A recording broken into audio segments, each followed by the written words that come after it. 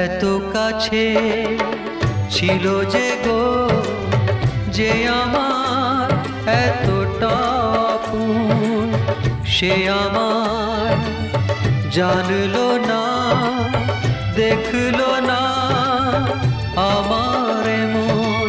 চলে গেল শুধু রেখে গেল স্বপ্ন যে রাশি রাশি এখনো। তার ব্যথা ভাবি মোর ব্যথা, তার সুখে আমি হাসি এখনো। সে কেন আমায় বুঝলো না, আমি তাকে ভালোবাসি এখনো।